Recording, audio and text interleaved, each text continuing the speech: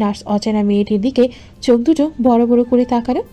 ভদ্র ছেলেদের প্রতি অ্যালার্জি, নির্ঘাত এই মেয়ে পাবনা ফেরত পাগল, নয়তো এমন অদ্ভুত কথাবার্তা কেউ বলে। আর এই ছেলেটাও ভারী অদ্ভুত, যে তার কপাল ফাটালো তাকে কিছু না বলে উল্টো তার হাতে ব্যান্ডেজ করতে চাচ্ছে। দুইটাই পাগল। নার্স তিরিকে মেজাজ নিয়ে জানায়, সে যাই হোক, এই ছেলে তো তোমার হাতে ছাড়া কারোর হাতে ব্যান্ডেজ করবে না বলছে। এই নাও ফার্স্ট এড বক্স, এটাতে সব কিছু আছে। যেহেতু ক্ষতটা অতটা গভীর না, অল্প জায়গা নিয়ে থেঁতলেছে, তাই ইঞ্জেকশন দিতে হবে না। ওষুধ লিখে দিচ্ছি, এইগুলো 3 বেলা খেতে হবে।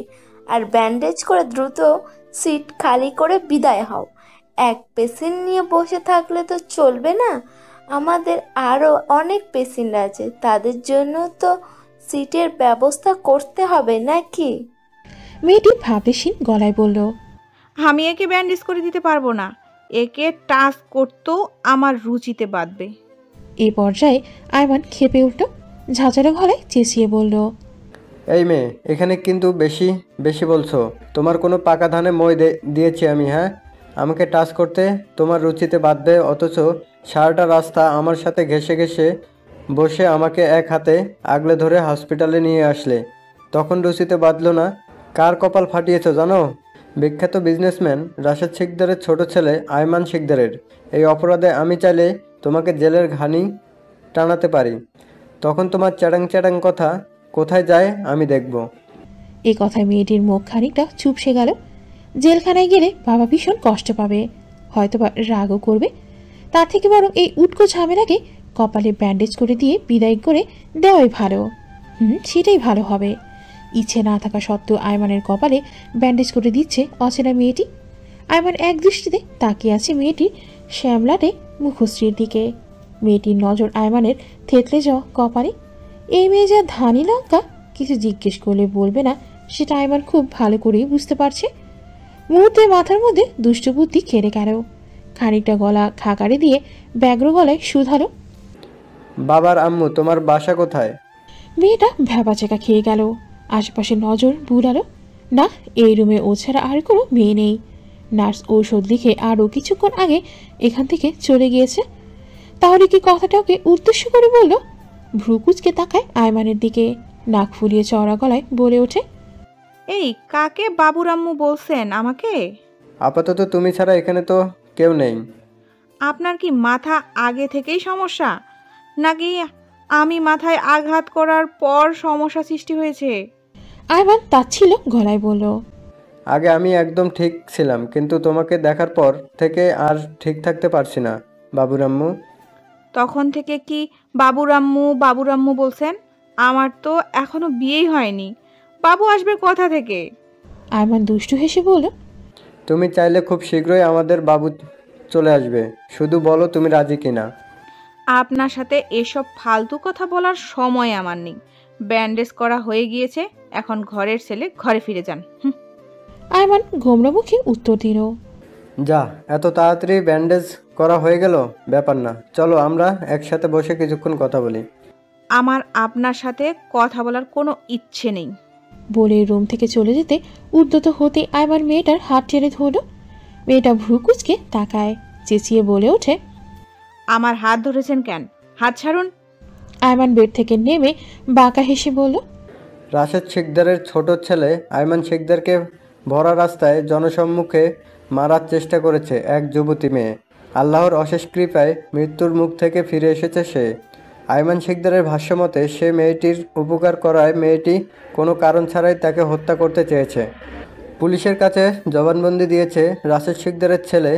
এই হলো মেয়েটির ছবি। কেউ মেয়েটিকে চিনে থাকলে দ্রুত পুলিশ স্টেশনে যোগাযোগ করার অনুরোধ রইল। একবার ভাবো, এতক্ষণ আমি যা যা বললাম, এটা যদি কালকে নিউজে দেখানো হয় তাহলে কেমন হবে? মেয়েটা ভরকে গেল। বার কয়েক পলক ঝাপটালো। এই ছেলের মতিগতি ঠিক লাগছে না। শুষ্ক ঢোক গিল। ভয়টা লুকিয়ে বেশ দাম্ভিকের সহিত বলে ওঠে, এমন কিছুই হবে না, কারণ আমি তো আপনাকে মারতে চাইনি। আপনি আমাকে থাপ্পড় মেরেছিলেন বলে আমিও আপনাকে পাল্টা আঘাত করেছি। মারতে চেয়েছে কিনা চাওনি সেটা তো আর পাবলিক জানে না। পাবলিক তো সেটাই জানবে যেটা আমি তাদেরকে জানাবো। আজকাল টাকাই কথা বলে, বুঝেছ? আর তোমাকে থাপ্পড় মেরেছিলাম আর তুমি শার্টের কলার চেপে ধরেছিলে বলে। কেন ধরেছিলে? মেয়েটা বুঝতে পারছে এই ছেলের বাবার অনেক ক্ষমতা। এর সাথে বেশি কথা না বাড়ানোই ভালো। মৃদু গলায় বলল, আমি ভেবেছিলাম আপনি একজন চাঁদাবাজ। হোয়াট? হুম। আয়মান অবাক হয়, তীক্ষ্ণ দৃষ্টিতে তাকায় সম্মুখের মেয়েটির দিকে। গমগমে আওয়াজে জিজ্ঞেস করলো, এরকম ভেবেছো কেন? আমাকে দেখে কি তোমার চাঁদাবাজ মনে হয়? মেয়েটি ভাবলেশীন গলায় জবাব দিল, না, তবে এখন অনেক মানুষ ভদ্রতার মুখোশ পরে চাঁদাবাজি করে, তো তাই আর কি। আয়মান ঠোঁট কামড়ে গম্ভীর কণ্ঠে বলল, ভুল যখন করেছো তখন এর দামও তোমাকে দিতে হবে। মানে? আয়মান মেয়েটির মুখের দিকে কিঞ্চিত ঝুঁকে হিসিয়ে বলল, মানে এখন আমি যা বলবো তোমাকে সেটা শুনতে হবে। যদি না শোনো? যদি না শুনি? আয়মান সটল হয়ে দাঁড়ালো, রাশভারী গলায় বলল, না শুনলে একটু আগে যেটা বলেছি সেটা কাজের মাধ্যমে করে দেখাবো। মেয়েটা তর্জনী উছিয়ে গমগমে গলায় জবাব দিল। দেখুন, আয়মান কথা কেড়ে নিয়ে মুচকি হেসে বলল, আপনি কিন্তু বেশি বাড়াবাড়ি করছেন। বাড়াবাড়ি তো এখনো কিছুই দেখোনি। আমার কথা না শুনলে সেটাও খুব শীঘ্রই দেখতে পারবে। মেয়েটি ফোঁস করে নিঃশ্বাস ছেড়ে কপট রাগ দেখিয়ে বলল, বলুন, কি করতে হবে আমাকে? So sweet.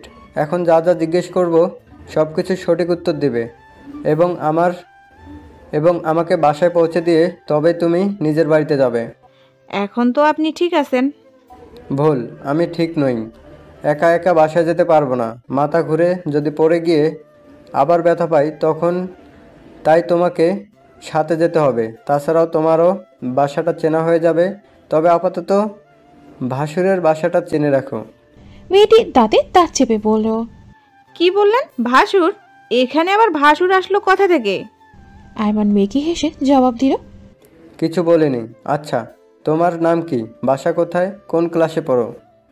বলবো না। বলতে তো হবেই। মনে আছে তো আমার কথা না শুনলে? মেয়েটি বিরক্ত নিয়ে বলল, আনিকা, ইন্টার সেকেন্ড ইয়ারে পড়ি।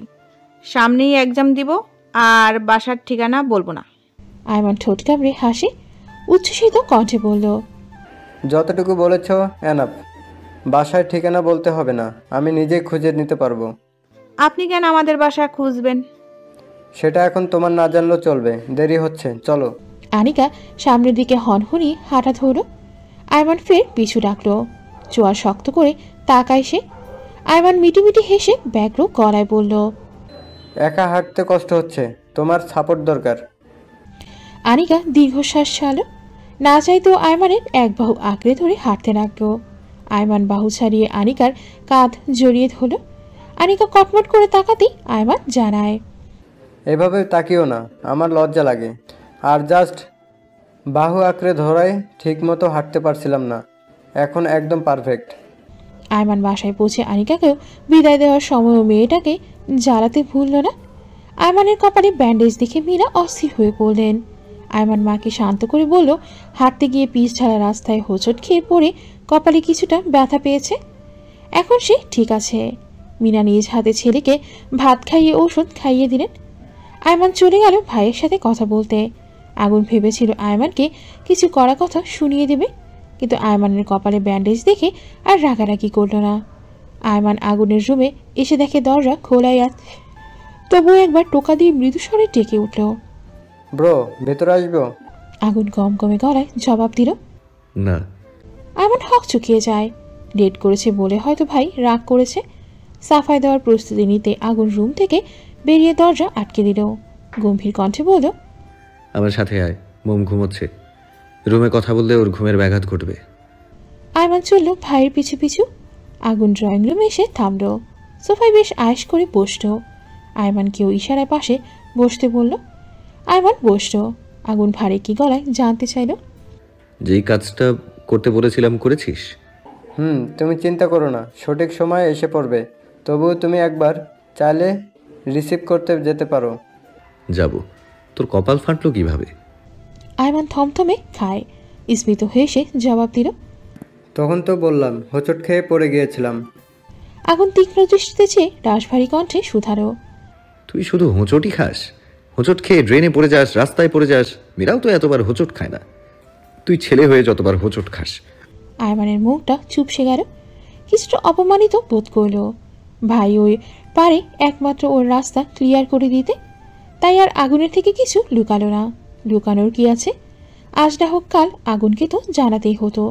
আয়মান গড়গড় করে রাস্তায় আনিকার সাথে কিভাবে দেখা হয়েছে, কিভাবে কপালে আঘাত পেল, হসপিটালে যাওয়া, তারপর আনিকার সাথে বাসায় আসা পর্যন্ত সব কিছুই খুলে বলল। কিছুই লুকায়নি। আগুন মনোযোগ দিয়ে সবটা শুনল। আয়মান নিষ্পাপ মুখ করে ভাইয়ের নিকট আবেদন জানায়। Bro, I really like her, I think I love her. আগুন ভ্রু কুচকে চড়া গলায় বলল।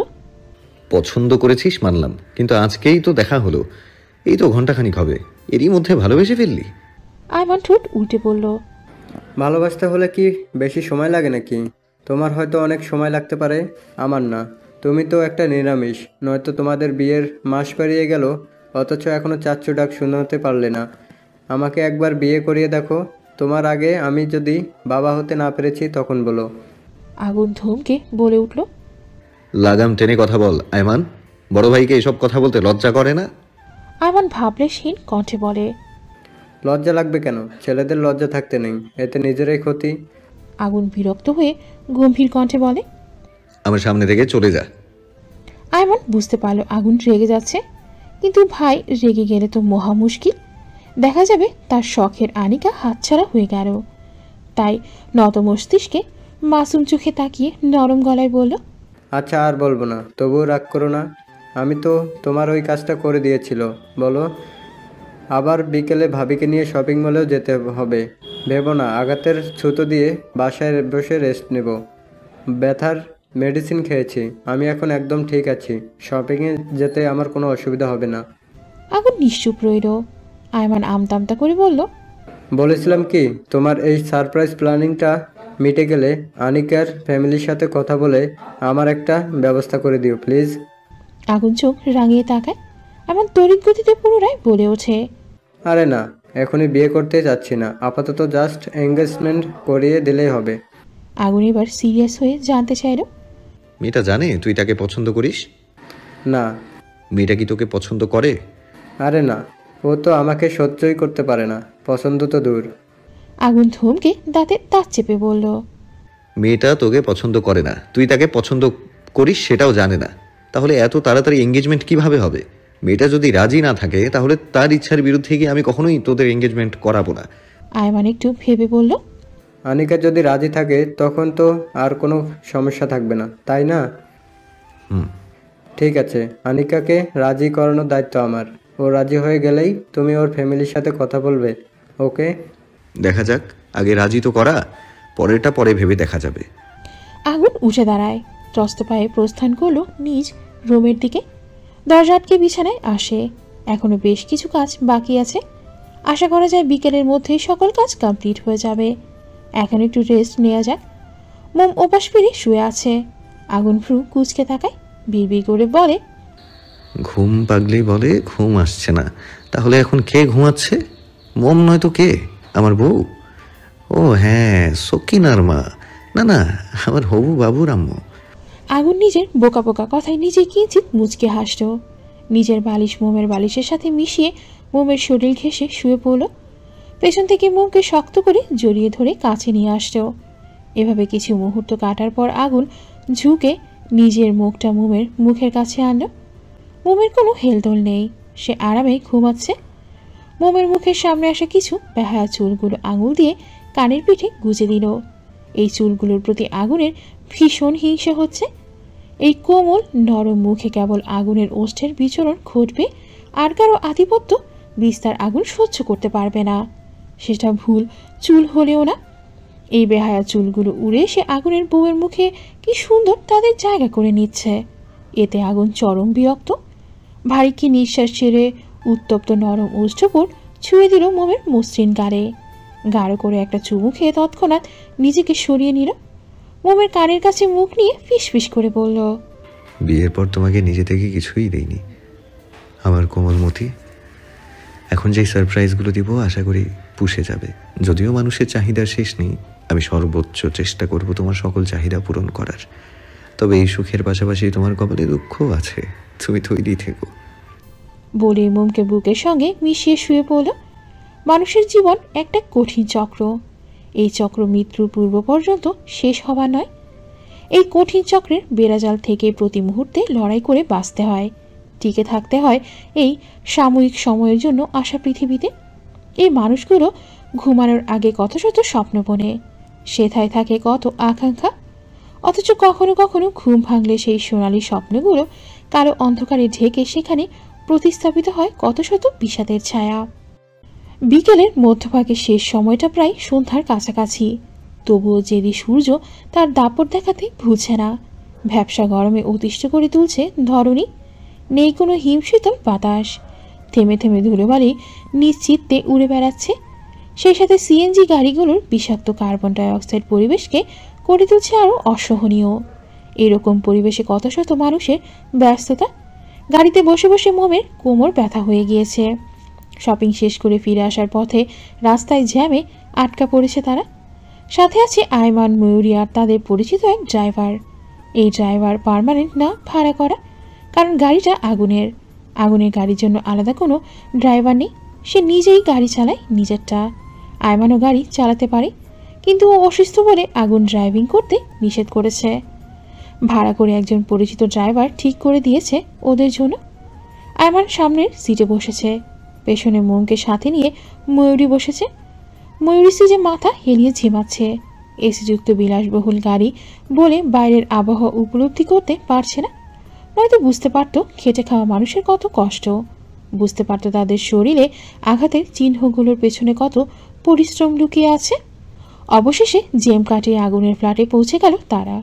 আয়মান ড্রাইভারের সাহায্যে শপিং করে আনা জিনিসপত্রগুলো বাসায় নিয়ে আসত। দরজার কলিং বেল চাপ দিতে কেউ একজন দরজা খুলে দিল। মোম দরজার সামনে দাঁড়িয়ে থাকা মানুষটিকে দেখে চমকে উঠল। বিস্ময়কর দৃষ্টিতে তাকিয়ে রইল কিয়ৎকাল। পর মুহূর্তেই ঝড়ের গতিতে হামলে পড়ল তার বুকে। মৃদু আওয়াজে চিৎকার করে কেঁদে উঠল। মা! মোমের মা আতিফা বানু মেয়ের মাথায় স্নেহের হাত বুলিয়ে দেন। মোম ফুপিয়ে ফুপিয়ে কাঁদছে। মেয়েকে বুক থেকে তুলে পরম আদুরে কপালে চুমু এঁকে দিলেন। চোখের পানি মুছে দিয়ে মুচকি হেসে বললেন, কেমন আছিস মা? মোম আবারও মায়ের বুকে মাথা রেখে শক্ত করে জড়িয়ে ধরল। কাঁদো কাঁদো গলায় জবাব দিল, ভালো। তুমি কেমন আছো? তোমার কথা অনেক মনে পড়তো মা। ভালো আছি রে। আর কাঁদিস না, ভেতরে আয়। এভাবে দাঁড়িয়ে থাকবি নাকি? সব কথা দরজার সামনে দাঁড়িয়েই বলে ফেলবি? তো শ্বশুরবাড়ির মানুষ দুজন তো বাইরেই দাঁড়িয়ে আছে, সেদিকে খেয়াল আছে? মোমের হুঁশ ফিরল। কিঞ্চিত হেসে নিজের মাথায় আলতো চাপড় মেরে জানায়, একদম ভুলে গিয়েছিলাম। আয়মান ময়ূরের দিকে তাকিয়ে আতিফাকে উদ্দেশ্য করে বলল, উনি আয়মান ভাইয়া সম্পর্কে আমার দেবর হয়, আর ময়ূরী আপুকে তো চেনই। আয়মান, ময়ূরী, আতিফা বানুকে সালাম দিয়ে ওনার সাথে কুশল বিনিময় করল। শপিংয়ের জিনিসপত্রগুলো ভেতরে এনে দরজা বন্ধ করে দিল। শপিংগুলো ড্রয়িং রুমে নিয়ে রাখল। ড্রয়িং রুমে এসে মোমকে দেখতে পেলে ওর বাবা এবং বোন সোফায় বসে আছে। বসে বসে ওর শ্বশুর রাশেদ শিকদারের সাথে কথা বলছেন। মোম এক দৌড়ে বাবার কাছে চলে গেল। বাবার কাছে গিয়ে ডুকরে কেঁদে উঠল। খলিল সাহেব বসা হতে উঠে মেয়েকে বুকে আগলে নিলেন। স্মিত হেসে বললেন, আমি এসেছি বলে তুই খুশি হসনি? মোম বুক থেকে মুখ তুলে তুরন্ত ব্যগ্র গলায় বলে, এসব তুমি কি বলছো বাবা? তুমি এসেছো আর আমি খুশি হব না? খলিল মেয়ের চোখের পানি মুছে দিয়ে স্মিত হেসে বলেন, তাহলে কাঁদিসিস কেন? মোম ঠোঁট ফুলিয়ে জবাব দেয়, এই কান্না খুশি কান্না বাবা। কতদিন পর তোমাদের দেখছি, আমি ভীষণ খুশি হয়েছি। তোমরা তো আমাকে ভুলেই গিয়েছো। ভুলিনি রে মা, জামাইয়ের থেকে সব সময় তোর খবর নিতাম। মুনিয়া চঞ্চল পায়ে ছুটে এসে আপু বলে মোমকে জড়িয়ে ধরল। মোমা বোনকে আদর করে দিল। আতিফা ড্রয়িং রুমে এসে রাশেদের সাথে টুকটাক কথা বলছেন। আয়মান, ময়ূরী খলিলের সাথে ভালো মন্দ জিজ্ঞেস করে ফ্রেশ হতে চলে যায়। মোম বাবা মায়ের উদ্দেশ্যে প্রশ্ন ছুড়ল, তোমরা এখানে কখন এসেছো? তোমরা আসবে আমার বলনি কেন? খলিল জবাব দিলেন, তোরা আসার কিছুক্ষণ আগেই এসেছি। তুই নাকি কিছুদিন ধরে বায়না করছিলি বাড়ি যাওয়ার জন্য, সেজন্য আগুন বাবাজি আমাদের ফোন করে এখানে এনে তোর সাথে দেখা করে যেতে বলল। আগুন নাকি কলেজ থেকে ছুটি পাচ্ছে না, তাই আমরাই চলে আসলাম তোকে দেখতে। আমরাও তো তোকে অনেক দিন ধরে দেখি না, আর আমাদের আসতে কোনো সমস্যা হয়নি। জামাই গাড়ি পাঠিয়েছিল আমাদের নিয়ে আসার জন্য, তোকে সারপ্রাইজ দিবে বলে জানানো হয়নি। জামাই তোকে জানাতে নিষেধ করেছিল। মোম গাল ফুলিয়ে বলল। তবু একবার জানালে কি হতো? রাশেদ মোমের দিকে চেয়ে মুচকি হেসে বললেন, বলে দিলে কি আর সারপ্রাইজ থাকে? সারপ্রাইজ তো না বলেই দেয়, তাই না? মোম শ্বশুরের কথায় সম্মতি প্রকাশ করল, কিন্তু মনে মনে আগুনের প্রতি চাপা অভিমান হলো। মোম আমতা আমতা করে আতিফাকে জিজ্ঞেস করল, মা উনি কোথায় জানো কি? কে? আগুনের কথা বলছিস? মোম ছোট করে উত্তর দিল, হ্যাঁ। গাড়ি ঢাকায় পৌঁছানোর পর আগুন নিজে গিয়েছিল আমাদের এগিয়ে নিয়ে আসতে। আমাদের বাসায় পৌঁছে দিয়ে আবার বেরিয়ে গিয়েছে। তার নাকি একটা কাজ আছে। ও, তোমরা কথা বলো, আমি ফ্রেশ হয়ে আসছি। মোম ফ্রেশ হতে চলে গেল। মুনিয়াও চলল বোনের সাথে। মোম ড্রেস নিয়ে ওয়াশরুমে ঢুকে পড়ল। মুনিয়া বাচ্চা সুলভ ডাগর ডাগর আঁখি তুলে আগুনের রুমটা অবলোকন করছে। রুমটা মুনিয়ার ভীষণ পছন্দ হয়েছে। এগিয়ে গিয়ে ধপ করে তুলতুলে নরম বিছানায় বসে পড়ল। বসতেই বিছানা কিঞ্চিত নিচের দিকে গর্ত হয়ে গিয়েছে। মুনিয়া ভয় পেয়ে তুরন্ত উঠে দাঁড়ায়। মোম ফ্রেশ হয়ে এসে দেখে মুনিয়া ট্যাপ ট্যাপ করে বিছানার দিকে তাকিয়ে আছে। তোয়ালে দিয়ে মুখ মুছতে মুছতে জিজ্ঞেস করলো, কি রে, কি দেখছিস? বোনের বোকা বোকা কথায় মোম ফিক করে হেসে ফেলল। ড্রেসিং টেবিলের ড্রয়ার থেকে কতগুলো চকলেট বের করে মুনিয়ার হাতে দিল। চকলেট পেয়ে মুনিয়া খুব খুশি হলো। সহসা বোনকে জড়িয়ে ধরল। মোম হেসে মুনিয়ার গাল টিপে দিল। বোনের হাত টেনে বিছানায় বসিয়ে নিজেও পাশে বসল। অধর কোণে হাসি বজায় রেখে বলল, কারণ খাটের মধ্যে বিছানো জাজিমটা একটু বেশিই নরম। তোর দুলাভাই অর্ডার দিয়ে বানিয়েছে, সেই জন্য কোনো ভারী বস্তু বা ব্যক্তি খাটের উপর পড়লে সেটা কিঞ্চিত নিচের দিকে চলে যায়। মুনিয়া চকলেট খেতে খেতে জবাব দেয়। মুনিয়া রাজ্যের সকল কথা জুড়ে দিল। কতদিন পর বোনকে কাছে পেয়ে মোমো মনোযোগ সহকারে মুনিয়ার কথাগুলো শ্রবণ করছে। কিছুক্ষণ পর ওদের সাথে আয়মান ময়ূরও এসে যোগ দিল। মোম বেশি কিছু বলছে না, চুপ করে ওদের কথা শুনছে। রুমটাকে হাস্যোজ্জ্বল প্রাণবন্ত করে রেখেছে আয়মান। ওর এক একটা মজার কথায় মুনিয়া খিলখিল করে হাসছে। ইতিমধ্যে আয়মানের সাথে মুনিয়ার বেশ ভাব হয়ে গিয়েছে। রাত 8টা পর্যন্ত ওরা আড্ডা দিয়েছে। আগুন এখনও বাসায় ফেরেনি। মোমের চিন্তা হতে লাগলো। চঞ্চল পায়ে রান্নাঘরে চলে গেল। সেখানে মিনা রান্না করছেন। তাকে হাতে হাতে সাহায্য করে দিচ্ছেন আতিফা। দুই বিয়ান মেয়ে কথা বলছেন আর রান্না করছেন। মোম গিয়ে তাদের পাশে দাঁড়ায়। মোমকে দেখে মিনা হাসি মুখে জিজ্ঞেস করলেন, কিছু বলবে? মোম ঠোঁট চেপে দাঁড়িয়ে আছে। আগুনের কথা জিজ্ঞেস করবে কি করবে না সেটাই ভাবছে। মোমের আর জিজ্ঞেস করার প্রয়োজন হলো না। তখনই ওর সকল দ্বিধাদ্বন্দ্বের অবসান ঘটিয়ে কেউ একজন ডোরবেল বাজালো। মিনা মোমকে উদ্দেশ্য করে বললেন, দেখো, হয়তো আগুন এসেছে, যাও গিয়ে দরজা খুলে দাও। মিনার বলতে দেরি হলেও আগুন এসেছে শুনে মোমের চঞ্চল পা যুগল ছুটতে দেরি করল না। মেয়ের চলে যাওয়ার দিকে এক দৃষ্টিতে তাকিয়ে রইলেন আতিফা। মোমের স্বামীর জন্য অস্থির হওয়া তার নজর এড়ায়নি। মোম যে আগুনের কথা জানতেই রান্নাঘরে এসেছিল সেটা ওর ছুটে চলা দেখে তিনি বুঝতে পেরেছেন। তার মানে মেয়ে তার শ্বশুরবাড়িতে সুখে আছে। প্রশান্তির নিঃশ্বাস ছেড়ে আতিফা মৃদু হাসলেন। মোম দরজা খুলে দিতে আগুনের ক্লান্ত মুখশ্রীতে নজর আটকায়। হাতে রয়েছে বড়সড় একটা ব্যাগ। ব্যাগের ভিতর কি আছে মোম জানে না। মোম ঠোঁট মেরে কিছু বলতে উদ্যত হতেই আগুনকে পাশ কাটিয়ে চলে যায়। মোমের মনটা খারাপ হয়ে গেল। পর মুহূর্তে ভাবল হয়তো ক্লান্ত ছিল, দাঁড়িয়ে থাকতে কষ্ট হচ্ছিল। দরজা বন্ধ করে মোম রুমে চলে আসে। আগুন ব্যাগটা ড্রয়িং রুমে রেখে মাকে বলে ফ্রেশ হতে চলে গেল। মোম আগুনের টি শার্ট ট্রাউজার বের করে বিছানায় রাখে। চুপ করে বসে আগুনের জন্য অপেক্ষা করতে থাকে। মুনিয়া এসে বলল ওকে ওর শাশুড়ি ডাকছেন।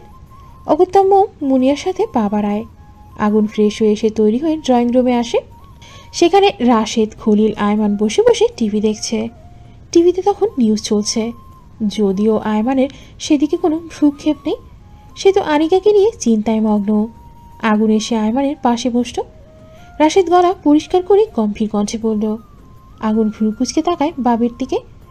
শান্ত গলায় বলল, সামনে তো মোমোর এসএসসি পরীক্ষা, তাকে কি পরীক্ষা দেওয়াবে না? সেসব নিয়ে কি এখনো কিছু ভাবনি? আগুন ভ্রুকুচকে তাকায় বাবার দিকে, শান্ত গলায় বলল, মোমের একাডেমির বইপত্র এনে দিয়েছি, পরীক্ষা ওদের গ্রামের বাড়িতে গিয়েই দেবে। ভালো। এরপর আর রাশেদের সাথে আগুনের কোনো কথা হলো না। আগুন চুপ করে বসে আছে। যা কথা বলার রাশেদ খলিল তারাই বলছেন। 10টা বাজে সবাই রাতের খাবার খেয়ে ঘুমাতে চলে গেল। ঘুম বলতে আগুনের কোমলমতি মোমই ঘুমাচ্ছে, আর বাকিরা জেগে আছে। তাদের তো ঘুমালে চলবে না। মোম ঘুমিয়ে পড়তে আগুন উঠে বসে। ড্রয়িং রুমে এসে দেখে ড্রয়িং রুমের দেয়ালে কিছু বেলুন ফুলিয়ে টাঙানো হয়েছে। আয়মান আরেকটা বেলুন ফুলানোর সময় ঠাস করে বেলুনটা ফুটে গেল। ময়ূরী মৃদু ধমক দিয়ে বলল, আস্তে, শব্দ করিস না। আয়মান মেকি হাসি উপহার দিল। ড্রয়িং রুমের মাঝখানে মাঝারি সাইজের একটা টেবিল বসানো, সেখানে বড় রকমের সুন্দর একটা বার্থডে কেক রাখা, কেকের ওপর ছোট ছোট বার্থডে ল্যাম্প। সকল কাজ কমপ্লিট করে সবাই সোফায় বসে আছে। অপেক্ষা রাত 12টা, সময় যেন যাচ্ছেই না। রাত জাগা মানুষগুলোর অপেক্ষার অবসান ঘটিয়ে ঘড়ির কাঁটা প্রায় 12টার কাছাকাছি পৌঁছালো। এখনো 10 মিনিট বাকি। আগুন গিয়ে চটজলদি মোমকে ডেকে তুলল। মোম ঘুম ঘুম চোখে পিটপিট করে তাকায়। আগুন তাড়া দিয়ে বলল, মোম, দ্রুত ওঠো, সময় নেই, নয়তো খুব দেরি হয়ে যাবে। আগুনের উত্তেজিত বলা কথায় মোম তড়িঘড়ি করে ঘুম থেকে উঠে পড়ে। আতঙ্কিত গলায় জিজ্ঞেস করে, কি হয়েছে মাস্টারমশাই? গেলেই দেখতে পাবে, এখন আমার সাথে চলো। আগুন মোমকে নিয়ে ড্রয়িং রুমে চলে আসে, কিন্তু মোম চোখে কিছু দেখতে পারছে না। চারপাশ অন্ধকার। এর কারণ আগুনের বলিষ্ঠ একটি হাত মোমের চোখ ঢেকে আছে। আগুন টেবিলের সামনে মোমকে দাঁড় করিয়ে আস্তে করে মোমের চোখ থেকে হাতটা সরিয়ে নিল। তখনই পরিচিত কিছু মানুষের গলার আওয়াজ ভেসে আসে। তারা একসাথে চিৎকার করে বলে উঠল, শুভ জন্মদিন মোম। বাকি সবাই মৃদু আওয়াজে মোমকে জন্মদিনের শুভেচ্ছা জানালেও আয়মান, ময়ূরী, মুনিয়া চিৎকার করে শুভেচ্ছা জানাচ্ছে। মোম তড়াক করে চোখ খুলে, চোখের সামনে ভেসে ওঠে আপনজনদের মুখ, সাথে একটা টেবিলে বার্থডে কেক সহ জ্বলন্ত বার্থডে ল্যাম্প। মোম তো ভুলেই গিয়েছিল আজকে তার জন্মদিন। এবার কানের কাছে মিহি কণ্ঠে ভেসে আসতো আগুনের থেমে থেমে বাক্য, শুভ জন্মদিন মোম। খুশিতে মোম কান্না করে দিল। আতিফা মেয়েকে বুকে জড়িয়ে ধরলেন, স্মিত হেসে বললেন, জন্মদিনে কেউ কান্না করে? বোকা মেয়ে, একদম কান্না করবি না। আজ 16তম বয়সে পা রাখলি, দোয়া করি এভাবেই সবসময় হাসি খুশি থাক। শুভ 16তম জন্মদিন আমার মা। আতিফা মেয়েকে আদর করে দিলেন। একে একে সবাই মোমকে শুভেচ্ছা জানিয়ে যে যা পেরেছে ছোট ছোট গিফট মোমের হাতে তুলে দিল। শুধু আগুন মোমকে কিছু দেয়নি। রাশেদ গম্ভীর কণ্ঠে বললেন, কি ব্যাপার আগুন, আজকে তোমার বউয়ের জন্মদিন, সবাই টুকটাক গিফট দিচ্ছে আর তুমি কিছু দিলে না কেন?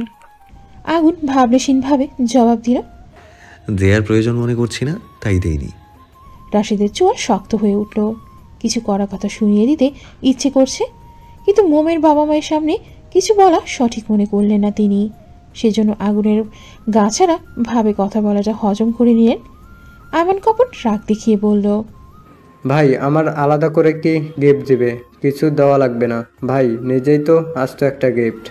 পরপর মোমের দিকে চেয়ে বলল, ভাবি দ্রুত কেকটা কাটো, ঘুম পাচ্ছে আমার। মোম ফু দিয়ে বাতিগুলো নিভিয়ে দিল। কেক কেটে কেকের ছোট এক টুকরো হাতে নিয়ে দাঁড়িয়ে আছে। মোম বুঝতে পারছে না সর্বপ্রথম কাকে কেক খাওয়ানো উচিত। এখানে প্রত্যেকটা মানুষই ওর আপন, কাকে রেখে কাকে আগে খাওয়াবে। মোম মাথা নিচু করে চুপ করে দাঁড়িয়ে আছে। আগুন কি বুঝতে পারল তার কোমলমতির মনের কথা? হয়তো। তাই তো মোমকে উদ্দেশ্য করে শান্ত গলায় বলল। আগুনের সম্মতি পেয়ে মোম প্রথমে খলিলকে কেক খাওয়ালো, তারপর মাকে। ঘুরে আগুনের দিকে কেকের টুকরো ধরল। আগুন কেক খেলো না। মোমের হাত থেকে কেক নিয়ে সেটা মোমকে খাইয়ে দিল। আগুন কেক না খাওয়ায় মোমের মুখটা ছোট হয়ে গেল। দ্রুত নিজের সামনে সবাইকে কেক খাওয়ালো, নিজে বাকিদের হাতে কেক খেলো। মুনিয়া তো বাটিতে করে পেট ভরে কেক খেলো। কত মজার কেক! গ্রামে থাকতে যদিও খেয়েছে, তবে এই কেকটা একটু বেশি মজা। কেক কাটা শেষ হতেই আয়মান ময়ূরকে কিছু একটা ইশারা করে কোথায় যেন চলে গেল। রাত অনেক বলে কেউ আর আগুনের আসলো বাড়িতে ফিরে যায়নি। ঠিক করা হলো আয়মানের রুমেই রাশেদ খলিল আর আয়মান থাকবে। এবং ড্রয়িং রুমে মিনা, আতিফা, ময়ূরী, মুনিয়া থাকবে। একটা রাত কষ্ট করে ঘুমালে কি আর হবে। ড্রয়িং রুমের মেঝেতে কাঁথা বিছিয়ে বিছানা তৈরি করছেন মিনা। বালিশ কম্বলের সোফায় থাকা ছোট বালিশ ব্যবহার করতে হচ্ছে। এই বালিশে মাথা দিয়ে শুয়ে বাকি রাতটা পার করবে। ময়ূরী মোমকে ডেকে বলে, ভাবি আমার সাথে একটু এসো তো। জি আসছি। ময়ূরী চলে গেল। আগুন ড্রয়িং রুমে জানালার কাছে দাঁড়িয়ে ফোনে কিছু একটা দেখছে। মোম ধীর পায়ে আগুনের কাছে গিয়ে চাপা সরে গোমরা মুখে বলল, আপনি তখন কেক কেন খাননি? নাকি আমার হাতে খেতে চাইছিলেন না? আগুন ফোন বন্ধ করে ট্রাউজারের পকেটে রাখে। দুহাত পেছনে নিয়ে মোমের দিকে কিঞ্চিত ঝুঁকে হিস হিসিয়ে বলে, ওই কেক তোমার জন্য এনেছি, তুমি তোমার কেক খাও, আমি আমার কেক খেয়ে নেব। গভীর রাত্রি, জনপ্রাণী তাদের নিজস্ব আবাসস্থলে পরম শান্তিতে ঘুমিয়ে আছে। বাইরের কোলাহলপূর্ণ পরিবেশ এখন পুরোপুরি নিস্তব্ধ। আগুন বেডরুমের উদ্দেশ্যে পা বাড়ায়, ধীর কদমে নিজ কক্ষে প্রবেশ করে। রুমে ঢুকতেই ভ্রু কুচকে ফেলল। পুরো রুম অন্ধকার। রুম জুড়ে বিরাজ করছে পিনপিনে নীরবতা। বারান্দার দরজা খোলা। বাইরে থেকে রাস্তায় জ্বলন্ত সোডিয়ামের সূক্ষ্ম আলো রুমে প্রবেশ করছে। তবে এই আলোতে তেমন কিছু দেখা যাচ্ছে না। আগুন হাঁক ছেড়ে ডাকে, মোম, কোথায় তুমি? রুমে আছো? কোনো সাড়া পাওয়া গেল না। আগুন কক্ষের লাইট জ্বালিয়ে দিল। পেছন ফিরে তাকাতেই নেত্রযুগলে ফুটে ওঠে অবাকের রেশ। বিস্ময় হয়ে তাকিয়ে থাকে বিছানায় বসে থাকা এক অপ্সরার দিকে। বধূর মতো সেজে আগুনেরই বিছানায় বসে আছে কোনো এক সুন্দরী রমণী। রমণীর মুখ দেখা যাচ্ছে না। বড় করে ঘোমটার আড়ালে তার মুখশ্রী লুকিয়ে আছে। গুটিসুটি হয়ে বসে আছে চুপ করে। আগুন এগিয়ে যায় তার নিকট। পাশে বসতেই রমণীটি নড়ে চড়ে উঠল। আগুন অধৈর্যের সহিত রমণীর মাথায় ঘোমটা ফেলে দিল। অমনি চোখের সামনে ভেসে ওঠে আগুনের কোমলমতির স্নিগ্ধ মুখশ্রী। আগুন বোকার মতো ড্যাব ড্যাব করে তাকিয়ে আছে। এটা কি সত্যি নাকি স্বপ্ন? আগুন শুষ্ক ঢোক গিরে কাপা হাতে মোমের এক গাল ছুঁয়ে দিল। মোমের চোখ দুটো বন্ধ। আগুনের ছোঁয়ায় মোমের শরীর চিরচেনা সেই কম্পন নামল। আগুন মোমের হাত ধরে বিছানা থেকে নেমে এসে ফ্লোরে দাঁড় করালো। তীক্ষ্ণ দৃষ্টিতে মোমের আপাদমস্তক পর্যবেক্ষণ করছে সে। খয়েরি রঙের একটা শাড়ি জড়ানো মোমের গায়ে। লম্বা চুলগুলো খোলা। সেথায় পেছনে কয়েকটা ক্লিপ আটকানো। মুখে মেকআপ না থাকলেও হালকা সাজ বিদ্যমান। চোখে মোটা করে গাঢ় কাজল দেওয়া। ঠোঁটে লাল লিপস্টিক। ছোট নরম নাকে আগুনের নামেই পড়া সাদা পাথরের নাকফুল, যা লাইটের আলোয় জ্বলজ্বল করছে। এতেই যেন মোমের সৌন্দর্য আরও দ্বিগুণ হয়ে বৃদ্ধি পেয়েছে। আজ কানে, গলায়, হাতে স্বর্ণের অলংকার নেই। সেথায় রয়েছে পাথরের কানের ঝুমকো। গলায় পাথরের লকেট বিশিষ্ট একটা চেইন আর হাতে কাচের চুড়ি। মোম মাথা নিচু করে দাঁড়িয়ে আছে। মোমের হাত পা মৃদু কেঁপে কেঁপে উঠছে। আগুন মুগ্ধ দৃষ্টিতে চেয়ে আছে তার দিকে। আগুনের চোখ দুটো স্থির রইল মোমের কাঁপতে থাকা ওষ্ঠে। আগুন এক হাতে আলতো করে মোমের চোয়াল চেপে ধরে। রাশভারী গলায় বলে ওঠে, এত রাতে ভূত সেজে বসেছিলে কেন? আমাকে ভয় দেখানোর জন্য? সেটা হলে তুমি সাকসেসফুল, কারণ আমি সত্যিই তোমাকে দেখে ভয় পাচ্ছি। মোম তড়াক করে চোখ খোলে কিঞ্চিত রাগী গলায় জবাব দিল, আমাকে দেখতে আপনার কাছে ভূতের মতো লাগছে? না, পেতনির মতো লাগছে। মোম মুখ কুচকায়। আগুনের সামনে থেকে সরে গিয়ে বারান্দায় চলে গেল। তখন ময়ূরী মোমকে ডেকে বলেছিল মোমের জন্মদিনের এই সকল কিছু আগুনের প্ল্যানিং ছিল। ছোট করে জন্মদিনের আয়োজন, মোমের বাবা মাকে নিয়ে এসে সারপ্রাইজ দেওয়া, সব। একথা শুনে মোম খুব খুশি হয়েছিল। ময়ূরী এও বলেছিল এখন যদি মোম সেজেগুজে আগুনের সামনে যায় তাহলে আগুনও মোমকে দেখে খুশি হবে। আগুনের খুশির জন্য মোম ময়ূরীর কথায় সায় জানায়। ময়ূরী সুন্দর করে নিজ হাতে মোমকে সাজিয়ে দিয়ে যায়। কিন্তু এখন আগুন বলছে মোমকে ভালো লাগছে না। সেজন্য মোমের মনটা খারাপ হয়ে গেল। মোমের অভিমানী মুখের দিকে চেয়ে আগুন ঠোঁট টিপে হাসে। নিজেও এগিয়ে যায় বারান্দার দিকে। মোম গ্রিলে হাত রেখে দূরে ঘন কালো আকাশের দিকে তাকিয়ে আছে। আজ আকাশে চাঁদের দেখা নেই কোনো উজ্জ্বল তারা। তবে আগুনের নিজস্ব একটা চাঁদ তো সবসময় তার ঘরেই থাকে, যে তার স্নিগ্ধ জোছনা ছড়িয়ে প্রতি ক্ষণে ক্ষণে আগুনকে মুগ্ধ করে। আগুন গিয়ে মোমকে পেছন থেকে জড়িয়ে ধরল। মোম ছোটার জন্য ছটফট করছে। আগুন আরও শক্ত করে নিজের সাথে চেপে ধরে। কানের কাছে মুখ নিয়ে ফিস করে বলল, পেতনি বলায় রাগ করেছো, কিন্তু তুমি কি জানো এই পেতনিকে আমার সবচেয়ে বেশি ভালো লাগে? তুমি হয়তো নিজেও জানো না মম, তোমাকে ঠিক কতটা সুন্দর লাগছে। তোমাকে দেখে আমার মনের নিষিদ্ধ ইচ্ছেগুলো করা নাড়তে শুরু করেছে। আজকে যদি আমার দ্বারা কোনো ভুল হয়ে যায় তাহলে কি তুমি খুব বেশি রাগ করবে? শেষে বাক্য দুটো কেমন করুণ কণ্ঠে বলল আগুন। স্লেজ স্বরে কথা বলে আগুনের ঠোঁট মোমের কানে লাগছে। উষ্ণ নিঃশ্বাস আশ্রে পড়ছে মোমের ঘাড়ে। মোম কথা বলতে পারছে না, দেখাতে পারছে না কোনো প্রতিক্রিয়া। গলা শুকিয়ে আসছে যেন চৈত্রের দগদগে খরা। বুক কাঁপছে অস্বাভাবিকভাবে। আগুন মোমকে ছেড়ে দূরে দাঁড়ালো। ট্রাউজারের পকেট থেকে একটা বক্স বের করে মোমের সামনে হাঁটু ভেঙে বসল। তবে এক হাঁটু ফ্লোরে ভেঙে বসলেও অন্য পায়ের হাঁটু ফ্লোরে স্পর্শ করেনি, বরং সেই পায়ের তালু ফ্লোরে রেখে বসেছে। আগুন ধীর গলায় ডাকল, মম, তোমার পাটা দাও তো। কেন? আগুনের চাহনি শিথিল, কণ্ঠ শান্ত। পাল্টা প্রশ্ন নয়, যেটা বললাম সেটা করো। মোম কয়েক কদম এগিয়ে আসলো। আগুন হাত বাড়িয়ে মোমের পায়ে স্পর্শ করতেই মোম কিঞ্চিত লাফিয়ে দূরে সরে গেল। আতঙ্কিত গলায় বলল, এসব কি করছেন আপনি? পায়ে কেন হাত দিচ্ছেন? জানেন না স্ত্রীর পায়ে হাত দেওয়া নিষেধ, পাপ হবে আমার। দয়া করে এমন পাগলামো করবেন না। আগুনের চোয়াল শক্ত হয়ে উঠল। ধমকে দাঁতের দাঁত চেপে বলল, তোমাকে এত বেশি বুঝতে কে বলেছে? সব সময় বাকনামি না করলে হয় না।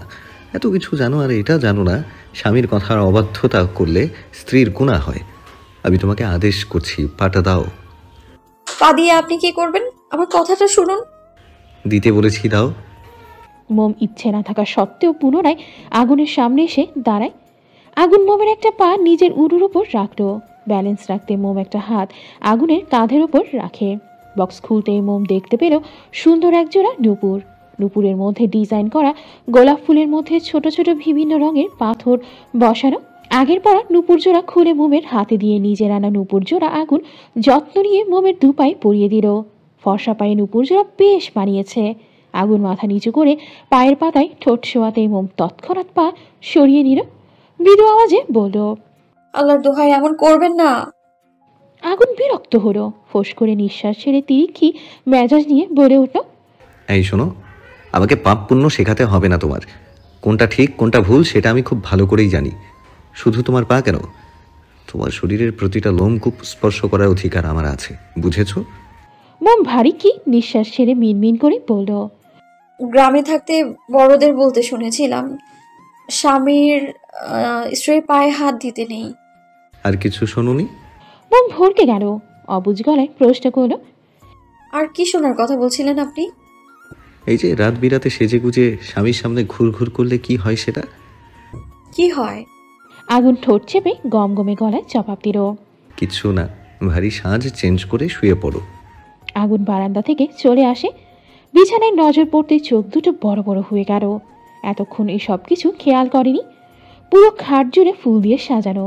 বিছানার চাদরে লাল গোলাপ ফুলের পাপড়ি বেছানো। বেলি রজনীগন্ধা ফুল দিয়ে খাটের চারপাশ সুন্দর করে সাজানো। খাটের উপরিভাগে লাল ও সাদা গোলাপ একসাথে করে সেথায় আটকানো। আগুন অবাক হয়ে চেয়ে আছে। এমন করে খাট সাজানোকে? আগুন তো সাজায়নি। আগুন এসব কিছু ভাবেওনি। তাহলে এসব কে করলো? আগুন তো শুধু ভেবেছিল মোমকে সারপ্রাইজ দেওয়ার পরিবর্তে বউয়ের ঠোঁট করা ডোজের একটা চুমু খাবে। এর বেশি কিছু না। আগুনের ভাবনার মাঝেই মোম নুপুরের রিনিঝিনি শব্দ তুলে রুমে প্রবেশ করল। আগুন ঘাড় ঘুরিয়ে তাকায়। দুহাত বুকে গুজে সজাগ হয়ে দাঁড়ায়। ভ্রু উঁচিয়ে জিজ্ঞেস করে, তুমি এত অ্যাডভান্স, আগে জানতাম না তো। মোম বার কয়েক পলক ঝাপটিয়ে ডাগর ডাগর আঁখি তুলে প্রশ্ন করল, কি করেছি? আগুন বিছানার দিকে ইশারা করল। মোম তাকালো, তবে কোনো প্রতিক্রিয়া দেখালো না। মোমের কাছে খাট ফুল দিয়ে সাজানো স্বাভাবিক মনে হলো। গ্রামে থাকতে মোম নিজের খাটে বিভিন্ন ফুল লাগিয়ে রাখত। তাছাড়া এই রুম কে কখন খাট সাজিয়ে দিয়ে গিয়েছে মোম জানে না। মোম তো এখন দেখছে। আগুন দেখানোর পর এর আগে দেখেনি, দেখবে কি করে? ময়ূরী মোমকে সাজিয়ে ইয়া বড় ঘোমটা দিয়ে রুমে রেখে গিয়েছে। বলেছে আগুন না আসা পর্যন্ত ঘোমটা না খুলতে। তারপর পেতনি বলায় রাগ করে বারান্দায় চলে গেল। দেখার সময় পায়নি। রুমে এসে এইমাত্র দেখতে পেল। মোম ভাবলো আগুনের ফুল পছন্দ না। খাটো ফুল দেখে হয়তো রেগে গিয়েছে, তাই সাফাই দেওয়ার ভঙ্গিতে পড়ে। বিশ্বাস করুন, আমি খাট সাজাইনি। কে করেছে আমি সেটাও জানি না। আগুন হাসকি স্বরে বলল, কে করেছে সেটা বড় কথা নয়, বড় কথা হলো যে এই কাজটা করেছে আমাদের উচিত তার কষ্টের মূল্য দেয়া। মোম সরল গলায় জবাব দিল, ঠিক বলেছেন, কাল সকালে ময়ূরী আপুর থেকে জেনে নিব কে সাজিয়েছে, তারপর আপনি তাকে টাকা দিয়ে দিয়েন। আগুন ব্যগ্র গলায় বলে ওঠে, তার হিসেব আমি পরে মিটিয়ে দেব। তার আগে এটা বলো, আমি যে তোমার জন্মদিন উপলক্ষে ছোট ছোট কতগুলো সারপ্রাইজ দিলাম, এর বিনিময়ে আমাকে কিছু দেবে না? মোম মুচকি হেসে বলল, ছোট না মাস্টারমশাই, এটা আমার জীবনের সবচেয়ে বড় সারপ্রাইজ ছিল। আর আমার কাছে তো আপনাকে দেওয়ার মতো কিছুই নেই, যা আছে সবই আপনাদের দেয়া। পরে কোথাও গেলে আপনার জন্য গিফট নিয়ে আসব। আর আপনি সবকিছুর মধ্যে বিনিময় কেন চান? আগুন ছোট ছোট চোখ করে তাকিয়ে ভারী কি গলায় বলে, তোমাকে তো আমি আগেই বলেছি, তোমাকে আমি ফ্রিতে কিছুই দিব না, আর গিফট লাগবে না, এখন যা আছে তাই দাও। মোম ভ্রু কুচকে গোমরা মুখে জবাব দিল। আপনি অনেক সেলফিশ। আগুন ভাবলেশীনভাবে বলল, নিজের জিনিস নিয়ে আমি সবসময় সিরিয়াস, এতে যদি স্বার্থপর ট্যাগ লাগাতে হয় তাতেও আমার কোনো আপত্তি নেই। মোম হতাশ কণ্ঠে বলল, আমার কাছে কিছুই নেই। আগুন পাত্তা দিল না, নীরব স্বরে বলল, আজ যদি তোমায় গভীরভাবে ছুঁয়ে দেই তাহলে কি আবার খুব বেশি অন্যায় হবে? আমাদের দুজনের সম্পর্কের মিষ্টি সূচনা আজ তোমার জন্মদিন উপলক্ষে শুরু করলে কি ক্ষতি হয়ে যাবে? আগুনের মোহনীয় কণ্ঠে মোমের নারী সত্তা কেঁপে ওঠে। মোম ভালো করে বুঝতে পারছে আগুন কিসের ইঙ্গিত করছে। ভীষণ হাঁসফাঁস লাগছে, হাত পা ক্রমশ ঠান্ডা হয়ে আসছে, দাঁড়িয়ে থাকতে কষ্ট হচ্ছে, পায়ের নিচে কেমন শিরশিরানি অনুভূতি হচ্ছে। দু হাতে শক্ত করে পরনে থাকা শাড়ি মুঠো করে ধরে, ঘন ঘন নিঃশ্বাস নিয়ে ক্ষীণ স্বরে বলল, আপনি ভালোবাসেন আমায়? সেদিন তো উত্তর দিলেন না, আজকে অন্তত উত্তরটা বলে দিন। আগুন মৃদু হাসল, মোমের দিকে কয়েক কদম এগিয়ে গিয়ে দাঁড়ালো। মোমের কাজল কালো চোখের দিকে গভীর দৃষ্টিতে তাকিয়ে শীতল গলায় বলল, ভালোবাসা জাহির করে বলার মতো কোনো বিষয় না, এটা অনুভব করার বিষয়। অনেক স্বামী স্ত্রী আছে যারা সব সময় ভালোবাসি ভালোবাসি বলে, কখনো যদি স্বামী প্যারালাইজড হয়ে যায় তখন বেশিরভাগ স্ত্রী সেই স্বামীকে ত্যাগ করে অন্য পুরুষে আসক্ত হয়ে পড়ে। আবার যে সকল স্ত্রীরা এসিডে ঝলসে তার সৌন্দর্য হারিয়ে ফেলে এবং মা হওয়ার ক্ষমতা চলে যায়, সে সকল স্ত্রীদের একা ফেলে স্বার্থপর স্বামীরা চলে যায়। তাহলে এবার তুমি আমাকে বলো, এখানে ভালোবাসি বলার সার্থকতা কোথায়? এমন ভালোবাসা তোমার মাস্টার মশাই বাসে না মোম। ভালোবাসি শব্দটা না বললেও ভালোবাসা যায়। অজান্তেই তুমি আমার হৃদয়ের কতখানি জুড়ে রয়েছো সেটা হয়তো আমি নিজেও জানি না। তুমি আমার বাগানের যত্ন করা সেই ফুল, যাকে আমি মনের গহীনে লুকায়িতভাবে লালন করি, অনুভব করি। মোম মায়াভরা নয়নে এক দৃষ্টিতে তাকিয়ে আছে স্বামীর আদরে। আগুন ভারী কি নিঃশ্বাস ছেড়ে পুনরায় বলল, আমি তোমার প্রতি আমার ভালোবাসার বর্ণনা দিয়ে হাজার হাজার কবিতা লিখতে পারি, তবে শব্দ দিয়ে আমার ভালোবাসা প্রকাশ করা শেষ হবে না। মোম কিছু বলছে না, নিচের দিকে তাকিয়ে আছে, শরীর এখনো মৃদুভাবে কাঁপছে। আগুন আরেকটু এগিয়ে এসে মোমের সাথে ঘনিষ্ঠ হয়ে দাঁড়ালো। তখনই শুনতে পায় আগুনের হৃদয় নিংড়ানো ডাক, কোমলমতি। মোমের হৃদস্পন্দন কাঁপছে অস্বাভাবিকভাবে। আগুন নেশাক্ত চোখে তাকিয়ে আছে তার বউয়ের নিষ্পাপ মুখশ্রীর দিকে। মোম দাঁড়িয়ে থাকতে পারছে না, ছোট্ট শরীরের ভর ছেড়ে দিল আগুনের প্রশস্ত বুকে। আগুন তুরন্ত আগলে নিল বউয়ের ছোট্ট নরম শরীর। আগুন আবারও ব্যগ্র গলায় ডেকে ওঠে, মোম। মোম এবারেও নির্বিকার রইল, তবে আগুনের ডাকে সারা স্বরূপ তাকে শক্ত করে জড়িয়ে ধরল। প্রশস্ত বুকে মুখ ঘষে নীরবে সম্মতি দিল তার চাওয়া পাওয়ার। আগুন বুঝে নিল বউয়ের আবদার, ঠোঁটে ফুটে উঠল প্রাপ্তির হাসি। নিজ হাতে সযত্নে মোমের হাতে চুড়োগুলো খুলে দিল, কানের দুল খুলে সেথায় চুমু খেল। মোম উত্তেজনায় আগুনের টি শার্ট খামচে ধরে, বুকের ভেতর আরও গভীরভাবে ঢুকে যাওয়ার চেষ্টা করে। গলার চেন খুলে কাঁধে উষ্ণ ঠোঁটের বিচরণ ঘটালো। মোমের কেঁপে ওঠা শরীরটা মুহূর্তেই পাজা করে তুলে নিল। ফুলসজ্জিত বেড়ে আস্তে করে শুইয়ে দিয়ে লাইট নিভিয়ে দেয়। ডিম লাইট জ্বালিয়ে পুনরায় বউয়ের নিকট ফিরে আসে। টি শার্টের বোতাম খুলে একটানে সেটা গা থেকে খুলে দূরে ছুঁড়ে মারে। অবহেলায় সেটা ঠাঁই হয় ওয়ার্ড্রপের কাছে। মোম চোখ খিচে বন্ধ করে নিল। লজ্জায় শরীরটা অবশ অবশ লাগছে। এই বুঝি মোম শেষ হয়ে যাবে, আগুনের ভালোবাসায় ঢেউয়ের তোপে ওকে ভাসিয়ে নিয়ে যাবে। মোমের শরীরের ওপর আছোয়া হয়ে মুগ্ধ দৃষ্টিতে চেয়ে আছে আগুন। মোমের লজ্জামাখা মুখশ্রীর দিকে তাকিয়ে শুকনো ঠোক গিলল। এই লজ্জামাখা মুখ আগুনকে আরো উন্মাদ করে তুলছে। মোম টের পাচ্ছে আগুনের পরম নিঃশ্বাস যা মোমের মুখে আষ্টে পড়ছে। মোম এক হাতে বিছানার চাদর খামচে ধরেছে, অন্য হাতে আগুনের বুকে লেগে আছে। মোম চোখ বন্ধ করা অবস্থায় অনুভব করলো ওর কপালে কারো উষ্ণ ঠোঁটের দৃঢ় পরশ। আগুন চুমু খেলো বউয়ের চোখে, নাকে, গরম গালে। গাঢ় করে চুমু বসালো বউয়ের কোমল থুতনিতে। মুহূর্তে মোমের চোখ থেকে গড়িয়ে পড়ল নোনা জল। আগুন মোমের থুতনিতে চুমু খেয়ে ভালোবাসার চিহ্ন স্বরূপ বসিয়ে দিল কামড়ের দাগ। ব্যথায় মোমের চোখ দিয়ে টপটপ করে পানি পড়ছে। আগুনের সেদিকে খেয়াল নেই, নিজের উত্তপ্ত ঠোঁটজোড়া মিশিয়ে দিল মোমের কোমল ঠোঁটের ভাঁজে। আগুনের এক একটা লাগামহীন ছোঁয়ায় মোমের ক্ষুদ্র শরীর কেঁপে কেঁপে উঠছে। আগুনের কোনো হুঁশ নেই, বউয়ের শরীরের নিজের ভালোবাসা বিস্তার করতে ব্যস্ত সে। ঠোঁটজোড়া মুক্তি দিয়ে অধৈর্য হাতে বুক থেকে আঁচল সরিয়ে গলায় মুখ ডুবিয়ে দিল। মাতাল করা চুমু দিতে শুরু করল বউয়ের গলায়, ঘাড়ে। লজ্জায় টালমাটাল অবস্থায় দিশেহারা মোম। পেলবো এক হাত বাড়িয়ে আগুনের চুল খামছে ধরল, অপর হাতে খামছে ধরল আগুনের উন্মুক্ত পিঠ। মোম সুখময় অনুভূতিতে ঘন ঘন শ্বাসরুদ্ধকর যুদ্ধ চালালো। টের পেল স্বামী নামক পুরুষালী প্রথম উন্মাদনা। আগুন থেমে গেল না, বউয়ের ক্ষুদ্র শরীরে নিজের ভালোবাসা বুনতে লাগলো। মোমও সঙ্গ দিল স্বামীর ভালোবাসায়। মোমের বারংবার কেঁপে ওঠা নরম শরীর নিজের সাথে শক্ত করে জড়িয়ে রাখলো আগুন। রাত যত গভীর হচ্ছে, বদ্ধ কক্ষে দুজন প্রেমের সাগরে ডুব দেওয়া নরনারীর প্রণয় ততই গাঢ়তর হচ্ছে। নীরবতা বিরাজমান কক্ষে দুজনের ভারিক্কি শ্বাস প্রশ্বাস ব্যতীত আর কোনো কিছুরই আওয়াজ শোনা যাচ্ছে না। ওদের মিলনের বেঘাত ঘটাতে চায় না বলে জোনাকি পোকারাও আজকে হয়তো তাদের আলো জ্বালাতে লজ্জা পাচ্ছে।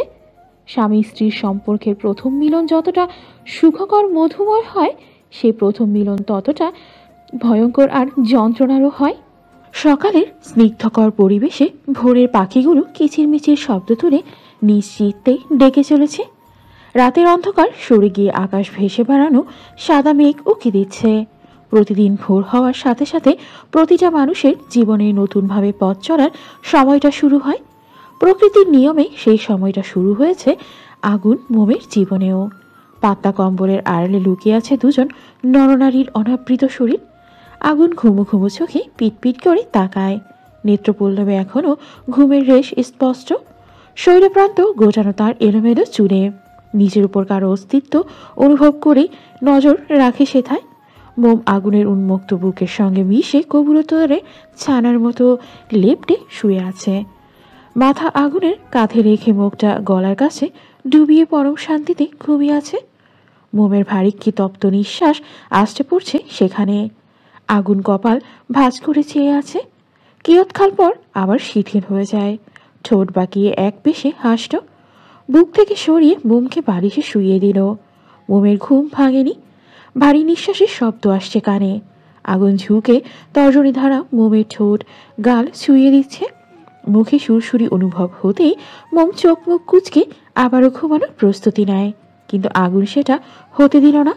মোমের ঘাড়ে মুখ ডুবিয়ে আলতো কামড় বসিয়ে দেয়। একটা দিয়েই ক্ষান্ত হলো না, পরপর কয়েকবার একই কাজ করলো। মোম মৃদু আওয়াজে ভেঙিয়ে উঠফট করেই চোখ খুলল। আগুন মাথা তুলে চোখ রাখে মোমেতে। মুখটা একদম মোমের মুখের কাছাকাছি। মোম ভ্রু কুচকে তাকায়। ষষ্ঠ ইন্দ্রিয় রাতের কথা স্মরণ করাতেই তড়াক করে কম্বল দিয়ে মুখ ঢোকানোর চেষ্টা করে। আগুন হাত দ্বারা বাধা প্রদান করল। মোম অসহায় মুখভঙ্গিতে তাকায়। ঠোঁট উল্টে অন্যদিকে তাকিয়ে চোখ খিচে বন্ধ করে নিল। আগুন মিটিমিটি হেসে মোমের মসৃণ গালে চুপ করে একটা চুমু খেল।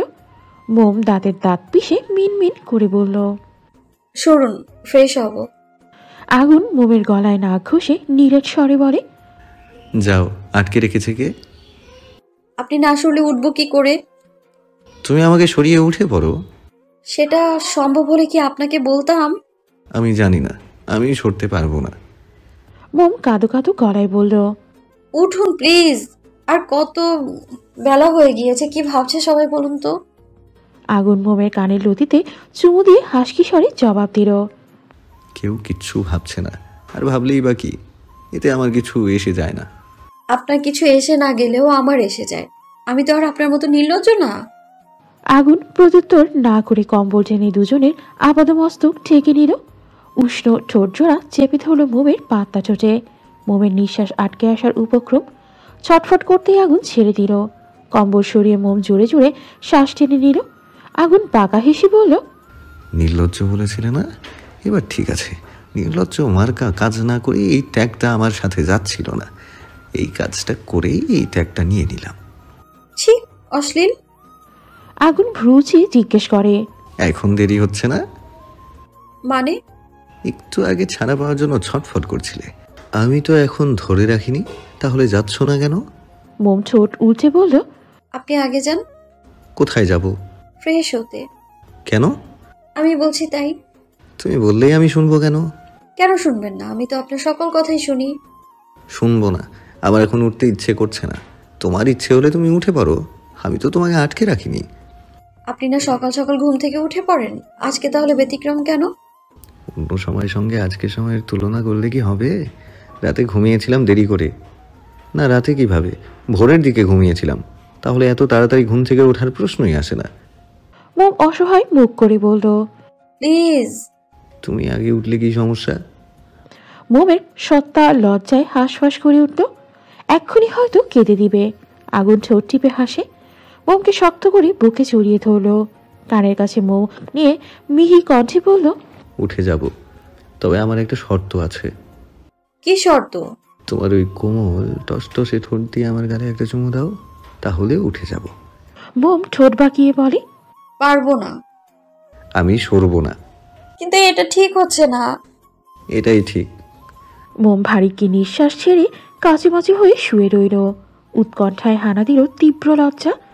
ঠোঁট কামড়ে চনমনে চিত্তে নজর রাখলো টাইলস দ্বারা আবৃত ফ্লোরে। শুষ্ক ঠোক গিলল। আগুন তার খসখসে অঞ্জলি পুঁটে মোমের গাল চেপে ধরল। চোখে চোখ রেখে গমগমে গলায় বলল, আমার কথা শুনলে তোমার আরেকটা লাভ আছে। মোম ব্যগ্র গলায় জানতে চাইল, সেটা কি? আগুন ফোঁস করে নিঃশ্বাস ছেড়ে রাশভারী গলায় জবাব দিল, একদিন জানতে চেয়েছিলে না আমি বাসায় না থাকি তুমি কি করো, সেটা আমি কিভাবে জানতে পারি? হ্যাঁ। আমার শর্ত মেনে নিলে সেই সিক্রেটটা তোমাকে বলবো। আগে বলুন। পরে যদি তুমি পাল্টি খাও? খাবো না, বলুন। সত্যি তো? মোম আমতা আমতা করে উত্তর দিল, সত্যি। আগুন উচ্ছ্বসিত কণ্ঠে বলল, আমি বাসা থেকে চলে যাওয়ার আগে সিসি ক্যামেরা সেট আপ করে দিয়ে যাই, যা আমার ফোনের সাথে কানেক্টেড। ওটার মাধ্যমেই তোমার উপর নজর রাখি। তুমি সারাদিন বাসায় কি করো না করো সব কিছুই দেখতে পাই। ফেরার পর ক্যামেরা অফ করে দিই। মোমের মনটা খারাপ হয়ে গেল। চাপা স্বরে জিজ্ঞেস করলো, আপনি কি আমাকে নজরবন্দি করে রাখতে চাইছেন? আপনার মনে কি আমাকে নিয়ে কোনো সন্দেহ সৃষ্টি হয়েছে? এসব তুমি কি বলছো মোম? ভুল বুঝছো তুমি। তুমি একা বাসায় থাকো, টেনশন হয় আমার। তোমার সেফটির জন্য সিসি ক্যামেরা সেট আপ করে রেখে যাই, যাতে আমি বাসায় না থাকা অবস্থায়ও তোমার খেয়াল রাখতে পারি। সেধে সেধে অহেতুক অবান্তর কথা টেনে আমাদের মধ্যকার সম্পর্ক খারাপ হলে সেটার জন্য একমাত্র তুমিই দায়ী থাকবে। শেষের কথাটা রাগী গলায় বলে ওঠে আগুন। মোম ভরকে যায়। ও তো এমনিতেই জানতে চেয়েছে। ঝটপট বলল, আমি এত কিছু ভেবে বলিনি, দুঃখিত। টাইম আউট, নাও কিস মি কুইকলি। মোম অসহায় মুখে ভঙ্গিতে তাকিয়ে বলল, অন্য সময় দিলে হবে না। No more words, do what I said. আগুন গাল বাড়িয়ে দিল। মোম কাঁপতে থাকা কম্পনযুক্ত ওষ্ঠ এগিয়ে নিল সেথায়। নরম ওষ্ঠপট দ্বারা আলতো করে ছুঁয়ে দিল আগুনের গাল। ঝট করে আবার ফিরিয়ে নিল তা। লজ্জায় কান দিয়ে কেমন ধোয়া ছুটছে মনে হচ্ছে। চোখ দুটো বন্ধ করে নিল। আগুন মুচকে হাসল। মোমের ঠোঁটে শব্দ করে চুমু খেয়ে উঠে গেল। বাটনযুক্ত ছোট্ট নোকিয়া মোবাইলটা ক্রমশ বেজে চলেছে। উচ্চ ধ্বনি তুলে জানান দিচ্ছে কারো কল এসেছে। আনিকার বাবা হাঁক ছেড়ে ডেকে উঠলেন, আনিকা, দেখ তো মা, কে ফোন ধরেছে? কেউ বারবার ফোন করেছে, হয়তো দরকারি ফোন। যাচ্ছি বাবা। আনিকা বিরক্ত হয়ে চূড়া থেকে ভাতের পাতিল নামিয়ে মার গালাতে দিয়ে দ্রুত ছুটল টেবিলের কাছে। টেবিলের উপরে রাখা মোবাইলটা। মোবাইল হাতে নিয়ে ভ্রু কুচকে ফেলল। অচেনা নাম্বার। রিসিভ করবে কি করবে না ভাবতে ভাবতে কল কেটে গেল। আবারও মোবাইল তার নিশ্চিত্তে কর্কশ আওয়াজ তুলতে আনিকা ঝটপট কল রিসিভ করলো। ওপাশ হতে পুরুষালী কণ্ঠ ভেসে আসতো। কি করছো ডার্লিং? আনিকা বিরক্তকর গলায় বলল, আপনি কে? কার কাছে ফোন করেছেন? কথায় ফোন করেছেন? আমি তোমার কাছেই ফোন করেছি। পাগলের সুখ মনে মনে, অযথা ফোন করে ডিস্টার্ব করছেন। Wrong number. এই একদম কল কাটবে না। পরিচয় দেন তো, নাম্বার ব্লক লিস্টে রাখবো। আমি আয়মান। আরমানকে?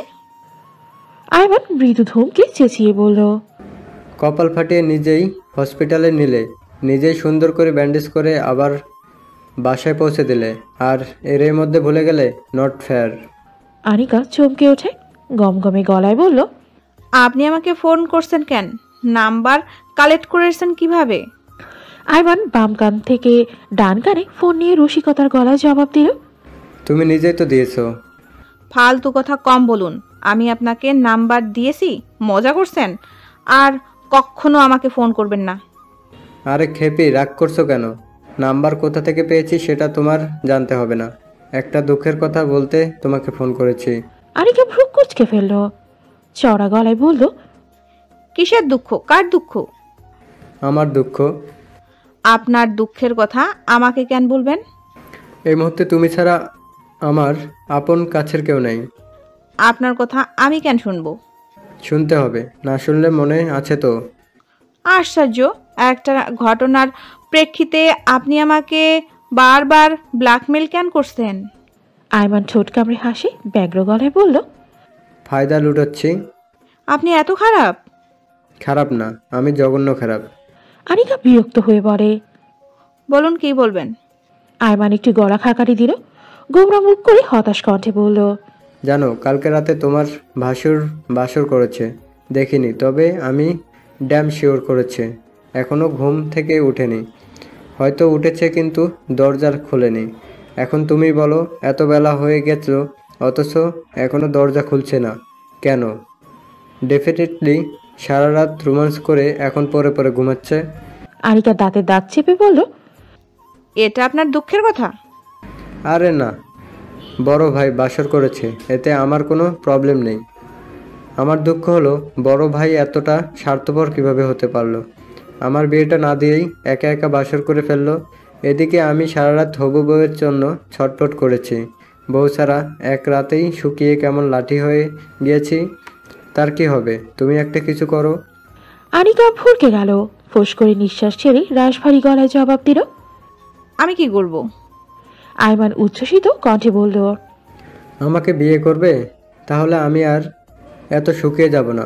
বউয়ের শরীরে ঘষা লাগলেই কেমন চাঙ্গা হয়ে যাব দেখে নিও। প্লিজ মাই অনিকা বেবি, চলো না, পরীক্ষার আগেই বিয়েটা সেরে ফেলি। ট্রাস্ট মি, এত আদর করব তোমার আর খাবার খাওয়ার প্রয়োজন হবে না। আমার আদর খেয়েই তোমার পেট ভরে যাবে। আনিকা ফট করে কল কেটে দিল। এই অসভ্য ছেলের সাথে কথা বলার কোনো মানেই হয় না। ছি, কি জঘন্য কথাবার্তা। আনিকা কল কেটে দেওয়ায় আয়মানের মুখটা ছোট হয়ে গেল, ঠোঁট ফুরিয়ে পা বাড়ালো ডাইনিং টেবিলের উদ্দেশ্যে। আগুন মোমের ঘুম থেকে উঠতে বেলাপ করালো। প্রায় দুপুর 12টার কাছাকাছি। মোম তো লজ্জায় রুম থেকে বের হতে চাচ্ছিল না, কিন্তু কতক্ষণ আর রুমে ঘাপটি মেরে বসে থাকবে? আগুনের বেসামাল উৎপীড়ন থেকে রেহাই পেতে পেতে এত দেরি। রাশেদ ব্রেকফাস্ট করে ব্যবসার কাজে চলে গিয়েছেন, সাথে মোমের বাবাকেও নিয়ে গিয়েছেন। পুরুষ মানুষ বাসায় কতক্ষণ বসে থাকবেন? সেজন্য রাশেদ খলিলকেও সাথে আসতে বললেন। মিনা আতিফা মিলে সকালে নাস্তা বানানোর পরপরই দুপুরে রান্না করে ফেলেছেন। এই ছোট বাসায় সবার একসাথে থাকা সম্ভব না। তাছাড়া মোমের বাবা মাকে নিজেদের বড় বাড়িটাও তো ঘুরে দেখাবে বাকি। তাই দুপুরের রান্না শেষ করে মিনা মোমের মা বোনকে নিয়ে নিজেদের বাড়িতে ফিরে গেলেন। দরকার হলে আবার বিকেলে এসে মেয়েকে দেখে যাবেন। বাসা তো বেশি দূর নয়, জ্যাম না থাকলে মাত্র 1 ঘন্টা লাগে। কাজ শেষে খলিলকে নিয়ে রাশেদকে ওই বাড়িতেই ফিরতে বলে দিয়েছিলেন। আগুনের রুমের দরজা বন্ধ ছিল বলে ওকে বলে যেতে পারেননি। মিনা ভাবলেন কালকে রাত করে ঘুমিয়েছিল, তাই হয়তো ঘুম থেকে উঠতে দেরি হচ্ছে। তাছাড়া আগুন ঘুম থেকে উঠলেও অনেক সময় দরজা বন্ধ করা অবস্থায় বারান্দায় এক্সারসাইজ করে। আগুনের বাসায় থেকে গেল আয়মান, ময়ূরী। মোম রুম থেকে বেরিয়ে রান্নাঘরে উকি দিল, কেউ নেই সেখানে। তবে রান্নাঘর থেকে খাবারের সুন্দর ঘ্রাণ আসছে। মোম পা বাড়ায় আয়মানের রুমের দিকে, ময়ূরী পা দুলিয়ে ফোন টিপছে। মোম অনুমতি ব্যতীত রুমে ঢুকে ময়ূরীর পাশে বসে। মোমকে দেখে ময়ূরী সোজা হয়ে বসল। এতক্ষণ বালিশে হেলান দিয়ে বসেছিল। ময়ূরী হাসি হাসি মুখে বলল, আজকে এত লেট করে উঠেছ যে? ভাইয়া রাতে ঘুমোতে দেয়নি বুঝি? মোম মাথা নিচু করে নিল, মিনমিন করে বলল, তেমন কিছু না, মাথা ব্যথা করছিল তাই একটু বেশি ঘুম পেয়েছিল। ময়ূরী ঠোঁট টিপে হাসে, আঙুল দিয়ে মোমের গলায় ঘাড়ে ইশারা করে। মোম তাকায়, তবে ভালো মতো দেখতে পারে না। বসা হতে উঠে আয়মানের রুমের ড্রেসিং টেবিলের সামনে দাঁড়ায়। আয়মানায় নজর পড়তেই চোখ দুটো রসগোল্লার মতো বড় হয়ে গেল। গ্রীবাদেশে লাভ বাইটে একাকার অবস্থা। ফর্সা শরীরে বলে লাল হয়ে আছে। গালে থুতনিতে কামড়ের দাগগুলো স্পষ্ট না হলেও সেখানেও লাল হয়ে আছে। মোমের লজ্জায় হাঁসফাঁস ডাকছে। তুরন্ত ওড়নাধারা মাথার 2 ঘোমটা দিয়ে দাগগুলো ঢেকে নিল। উফ, আগে কেন খেয়াল করলো না মোম? ভাগ্যে শুধু ময়ূরী আপু দেখেছে, নয়তো ভুলে যদি আয়মান ভাইয়ার সামনে চলে যেত আর তিনি দেখে ফেলতেন, তখন কি এক বিশ্রী একটা পরিস্থিতিতে পড়তে হতো মোমকে। ভাবতেই গায়ে কাটা দিয়ে উঠল মোমের। মোম কথা এড়িয়ে যাওয়ার জন্য ময়ূরীকে জিজ্ঞেস করলো, আপু মা কোথায়? বাসায় কাউকে দেখছি না কেন? মা রান্না করে তোমার মা বোনকে নিয়ে আমাদের ওই বাড়িতে চলে গিয়েছেন। আব্বুর একটা দরকারি কাজ আছে, তাই তিনি চলে গিয়েছেন। আর সাথে তোমার বাবাকেও নিয়ে গিয়েছেন। এখানে আমি আর আয়মান থেকে গিয়েছি। তোমরা ব্রেকফাস্ট করেছো সবাই? তবে আয়মান এখনো খায়নি, আর তোমরা দুজন বাকি আছো। এখন তো প্রায় দুপুর, খুব ক্ষুধা পেয়েছে। ভাত আছে? আছে, বললাম না মা রান্না করে রেখে গিয়েছে। যাও খেয়ে নাও। তুমি খাবে না? সকালে খেয়েছি, এখন খিদে পাইনি, তোমরা খেয়ে নাও। মোম চলে আসে আয়মানের রুম থেকে। আগুন ডাইনিং টেবিলে বসে আছে, সাথে আয়মানও। মোম গিয়ে জিজ্ঞেস করলো, আপনারা কি রুটি খাবেন নাকি ভাত? আয়মান বলল, ভাত খাবো, এখন রুটি খেতে ইচ্ছে করছে না। আগুনের দিকে তাকাতে সেও ইশারায় বোঝালো সে ভাত খাবে। খাবার গরমই আছে। মোম গিয়ে খাবার নিয়ে আসলো। আগুন আয়মানকে খাবার বেড়ে দিয়ে নিজের জন্য প্লেটে ভাত নিল। আয়মান চাপা স্বরে আগুনকে বলল, কালকে আমার পক্ষ থেকে তোমাদের দুজনের জন্য ছোট্ট একটা সারপ্রাইজ ছিল, পছন্দ হয়েছে? আগুন ভ্রু কুচকে শুধালো, বেড তুই সাজিয়েছিলি? আয়মানের মধ্যমে সাইজের আস্ত একটা সরপুটি মাছ ভাজা প্লেটে নিয়ে কাটা বাঁচতে বাঁচতে জবাব দিল, কখন? তুমি যখন ড্রয়িং রুমে ছিলে তখন এক ফাঁকে গিয়ে সাজিয়েছিলাম। ফুলের পাপড়ি ছিঁড়ে মালা গেঁথে গোলাপ ফুল একসাথে 2টা করে আগেই গাম দিয়ে পেঁচিয়ে রেখেছিলাম। সাজানোর সময় ঝটপট টেপ দিয়ে সুন্দর করে খাটে লাগিয়ে বিছানায় পাপড়ি ছিটিয়ে দিয়ে আসি। বেশি সময় লাগেনি, ময়ূরী হেল্প করেছিল। আগুন আর কিছু বলল না। আয়মানের পাতে ডাল নিয়ে এক লোকমা ভাত মুখে পুরে চিবোতে চিবোতে ব্যগ্র গলায় বলল, ব্রো, তোমাদের এত সুন্দর একটা সারপ্রাইজ দিলাম, কৃতজ্ঞতা স্বরূপ আমার জন্য কিছু করো। আগুন মোমকে মাংসের বাটিটা দিতে বলল। মোম উঠে নিজেই চামচ দিয়ে আগুনের প্লেটে মাংসের তরকারি তুলে দিল। আগুন এক মনে খেয়ে চলেছে। আয়মানের কথা যেন সে শুনতেই পায়নি। আয়মানের রাগ হলো, মনে মনে ক্ষোভ প্রকাশ করলো। কেন রে?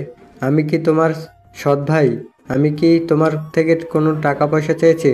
নির্লজ্জের মতো একা একা বিয়ে করে বাসর করে ফেলেছ, অথচ আমার মতো নিষ্পাপ ছেলেটার কথা একটিবারও ভাবছ না। এজন্যই কি এত কষ্ট করে বাসর সাজিয়ে দিয়েছিলাম? শালা ফাটা কপাল আমার, অন্যের বাসরের ব্যবস্থা করে দিতে পারলেও নিজের বাসরের ব্যবস্থা করতে পারি না। আগুন গম্ভীর কণ্ঠে বলে ওঠে, কি বিড়বিড় করছিস? আয়মান কাতর গলায় বলল, ভাই, আমার আর আনিকার ব্যাপারটা। মেয়েটা রাজি হয়েছে? না হলেও খুব শীঘ্রই হয়ে যাবে। তুমি একটু ওর বাবার সাথে কথা বলো। কি বলবো? আয়মানের মুখটা চুপসে গেল। ভারী কি গলায় কিঞ্চিত রেগে বলল, কি বলবে সেটা কি আমি বলে দিব? আগুন চোখ গরম করে তাকায়। আয়মান দমে গেল। বুঝতে পারলো গলার আওয়াজ বেশি বড় হয়ে গিয়েছে, তাই মাথা নিচু করে নিল। মেঘি হেসে গোমরা মুখে বলল, সরি। মেয়েটা রাজি হোক, তারপর কথা বলবো। আয়মান গালে এক হাত দিয়ে হতাশ কণ্ঠে বলে, সেদিন কবে আসবে? আগুন ফোঁস করে নিঃশ্বাস ছেড়ে উঠে দাঁড়ায়। আগুনের খাওয়া শেষ। আয়মানের প্লেটের দিকে তাকিয়ে ভ্রু কুচকে ফেলল। গম্ভীর কণ্ঠে বলল, মাছ পুরোটা খাসনি কেন? একপাশে খেয়ে রেখে দিয়েছিস কেন? আয়মান ঠোঁট উল্টে ভেঙচি কেটে জবাব দেয়। কারণ আমি ভাজা মাছ উল্টে খেতে জানি না। মোমের বাবা মা আর একদিন পর নিজেদের বাড়িতে ফিরে যাবেন। কিছুদিন থাকার উদ্দেশ্যে নিয়ে আসেননি তারা। বাড়িতে অনেক কাজ পড়ে আছে, শুধু মেয়েকে এক পলক দেখবেন বলে এসেছেন। বিয়ে হওয়ার পর আর বাবার বাড়ি যাই হয়নি মোমের। আবার মোমের জন্মদিন ছিল। এই প্রথম জন্মদিনে তাদের মেয়ে তাদের কাছে অনুপস্থিত। মেয়েকে দেখতে পারবেন এবং জন্মদিনে মেয়েটাকে কাছে পাবেন, সেই জন্যই গ্রাম থেকে এত দূর ঢাকা শহরে ছুটে এসেছেন। তবে বেশি দিন তো থাকা সম্ভব না, বাড়িতেও ফেরা প্রয়োজন। মোমের বোন মুনিয়া বায়না ধরেছে ঢাকা শহরটা একটু ঘুরে দেখবে। রাশেদ আগুনকে ফোন করে বলে দিয়েছেন মোম আর মুনিয়াকে নিয়ে যেন শহরটা একটু ঘুরিয়ে আনে। আগুন ভাবল মোম এখানে আসার পর সবসময় বাসায় থেকেছে, কোথাও যাওয়া হয়নি। আগুনেরও সময় ছিল না। এখন যেহেতু আগুন ছুটিতে আছে, একটু বেরিয়ে আসা যাক। আগুন ঠিক করেছে বেশি দূরে যাবে না, আশেপাশে ঘুরে দেখাবে আর ওদের বড়সড় শপিং মলটাও ঘুরিয়ে দেখিয়ে আনবে। ঘুরতে যাওয়ার কথা শুনে আয়মান ময়ূরী জানায় তারাও যাবে। মোম সুন্দর দেখে একটা সুতির 3 পিস পরেছে। জামা এবং ওড়নায় সুতা দিয়ে কাজ করা ডিজাইনার ছোট ছোট ফুল রয়েছে। ফুলগুলোতে ছোট ছোট বিভিন্ন রঙের পাথর বসানো। মোম মাথায় হিজাব বেঁধে ওড়না কাঁধের একপাশে ফেলে রেখেছে। ময়ূরীও 3 পিস পরেছে, তবে সে হিজাব বাঁধেনি।